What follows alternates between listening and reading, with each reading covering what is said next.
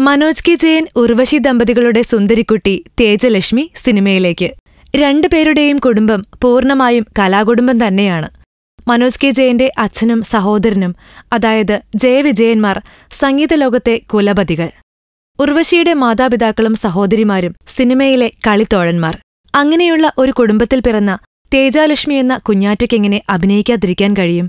അവളും പിച്ചവെച്ച് തുടങ്ങിയിരിക്കുകയാണ്, ഡബ് സ്മാഷിലൂടെയും ടിക്ടോക്കിലൂടെയുമെല്ലാം. ഇന്ന് കുഞ്ഞാറ്റ എല്ലാവർക്കും ഒരു ഹരമാണ്.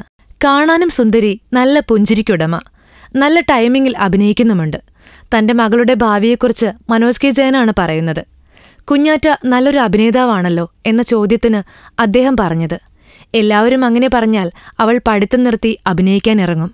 അവൾ നന്നായി പഠിക്കട്ടെ എന്നാണ് എന്റെ ആഗ്രഹം. ഞാനൊരു അഭിനേതാവ്, അവളുടെ അമ്മ ഉർവശി നല്ല നടിയാണ്. അപ്പോൾ ഞങ്ങളുടെ മകൾ എന്ന് പറഞ്ഞാൽ ദൈവം ചിലപ്പോൾ അങ്ങനെയൊരു വിധിയാണ് വെക്കുന്നതെങ്കിൽ വളരെ സന്തോഷം. കാരണം ഞങ്ങളും അഭിനേതാക്കളാണ്.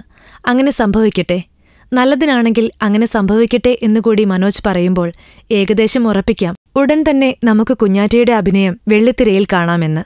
ഇനി അതേക്കുറിച്ച് ഉർവശിക്കും പറയാൻ കാണുമല്ലോ. അതുകൂടി കഴിയട്ടെ, എന്നിട്ട് നോക്കാം.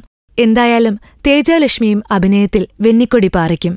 ഫിലിം കാട്ട്. നമ്മൾ സബ്സ്ക്രൈബേഴ്സ് 6 ലക്ഷമായിരിക്കുന്നു. നന്മയും തിന്മയും അടയാളപ്പെടുത്തുന്ന എല്ലാവർക്കും നന്ദി. നിങ്ങളും ബെൽബട്ടൺ അമർത്തോ.